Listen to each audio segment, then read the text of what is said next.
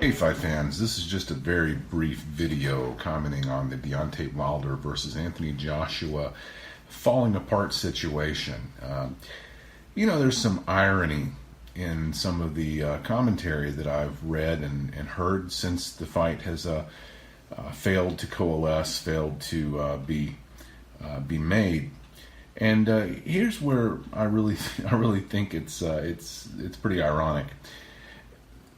Anthony Joshua made an off the cuff comment about being willing to fight. If you want to fight me, hey, you think it's $100 million fight, you give me $50 million and I'll fight you. There was nothing specific given. It was just an off the cuff. I'll fight him for $50 million. Yeah, I'll take that. And then following that situation, here comes Deontay Wilder offering $50 million for Anthony Joshua to come fight him, which is in itself interesting. Now, I don't know that the fight could generate that kind of revenue to where AJ could make $50 million and Deontay could have anything left over at all. It may, it depends on sponsorships and pay-per-view sales and those kinds of things. And Deontay has never been a pay-per-view fighter, and he doesn't sell out very large arenas at all. He's not very well known, even within the region, even within Alabama and the Deep South. A lot of people aren't really familiar with him. Certainly not to the level of the more well-known heavyweight fighters through the decades, like Evander Holyfield or Iron Mike Tyson, who people were obviously aware of and knew about. Even Larry Holmes, or you can go further back, Ali, Norton, Frazier, all of those kinds of fighters, people knew.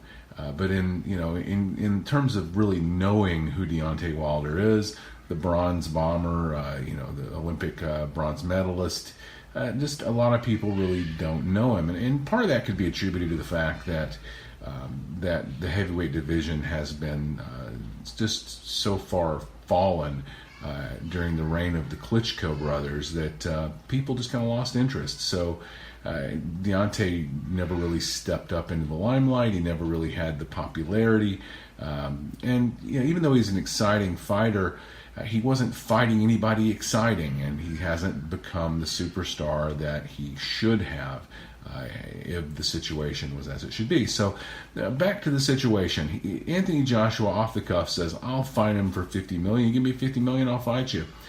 And then Wilder says, okay, I got $50 million for you. Again, I'm not going to get into the proof of funds or whether or not it was a legitimate offer or any of that. But let's just say that the $50 million is real, and there is $50 million on the table. Well, here's where the irony is. That $50 million offer comes with there's no, Anthony Joshua has no caveats, no quid pro quos. There was nothing stated. Just I'll fight you for $50 million. So the offer of $50 million could be $1 million per year paid over a 50-year term, or it could be in an outdoor venue in Siberia.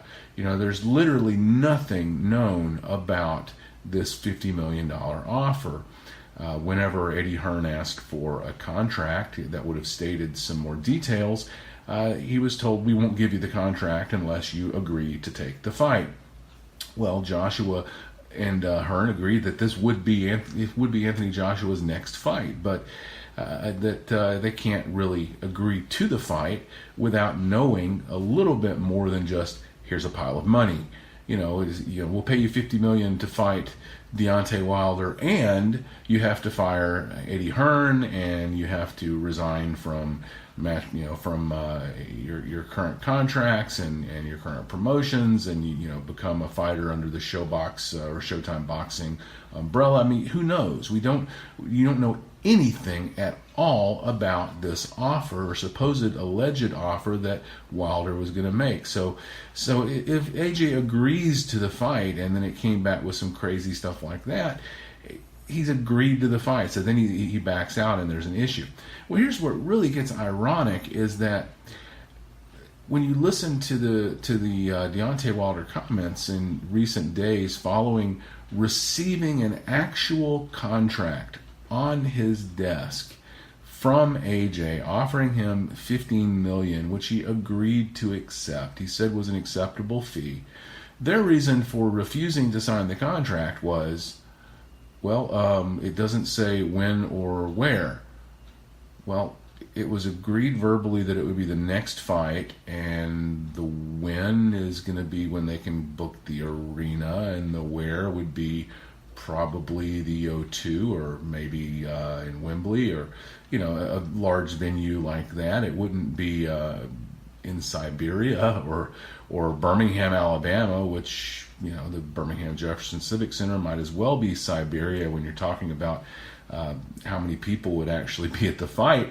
So it's ironic that you've got AJ who won't sign or won't agree to a fight blindly, based on just a dollar amount with no information at all. It could, like I said, it could be a $1 million per year for 50 years is the $50 million. I mean, that could be it. We just don't know. There's nothing in writing. So he's not going to agree to that. And you've got Deontay just flying off the handle. I offered you $50 million. I offered you $50 million. I've got it, and the money's there. You've got him wigging out over that. But on the other hand, he says, you can't expect me to blindly sign a contract that doesn't tell me exactly when and exactly where, when it's verbally agreed to that it's the next fight. It'll be somewhere October, November, and it'll be in England, and everything else is lined out. So he supposedly agreed to everything, but then won't sign it. So all the criticisms and things pointed by Deontay Wilder fans really rings hollow to me, because in light of Deontay's own words, attacking AJ for not taking the $50 million blindly, I mean literally blindly. You can't get any blinder than nothing in writing. Zero, zilch, nada in writing. Will you agree to fight me for this $50 million? Will you agree to the fight? Well, what am I agreeing to? He's all over AJ for not agreeing to fight blindly, and then refusing to sign a contract blindly because it doesn't have the exact date and exact location, when those are pretty well known quantities already. Okay, fight fans. What I'm not is an Anthony Joshua fanboy or a Deontay Wilder superfan. What I am is a logical, rational, reasonable person. And I think that's really all you have to be to look at the Anthony Joshua-Deontay Wilder fight and see what's really going on. Deontay Wilder doesn't want the fight if he's the B-side. He doesn't want to go to England and fight AJ. And honestly, he may not want to fight AJ at all. 40 fights into his career, he has a track record of fighting virtually no one with a pulse. He fought an older King Kong Ortiz. He's fought a bunch of tomato can type fighters, a bunch of also ran type fighters who just really don't qualify as being anything above just living opposition.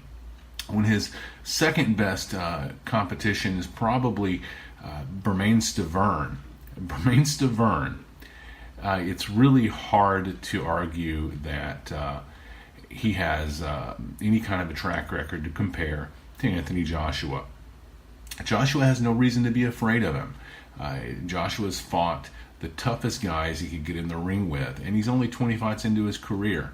I don't know that Joshua's experienced enough to actually be scared of Deontay Wilder. Is there some sort of conflict or disagreement, maybe over monetary issues? Yeah, that's probably it. That could well be it. Goes back to Deontay wanting a 50-50 now. He said originally it wasn't about the money, it was about legacy. Well, he was offered a $15 million, $20 million if you include the +1 fight that Hearn offered him. $20 million deal to a guy who's never made more than $3 million in a fight in his life, and probably never will, to fight AJ. AJ is young enough that he can probably sit around and wait on Deontay Wilder to lose. He'll have a long enough career that he'll get the chance to be undisputed as long as he doesn't make some stupid slip up between now and then. On the other hand, Deontay's time will run out. Deontay's not big enough, he's not popular enough, and he's not successful enough in the U.S. marketplace to ever earn a $20 million payday outside of Anthony Joshua. So it's really going to boil down to whether or not Deontay Wilder thinks that his earning potential on a $1 to $2 to $3 million at a time fight deal is going to be anything where he can earn more that way than one pop against AJ, when it'll probably be his last pop. Anyway, take care and bless you all.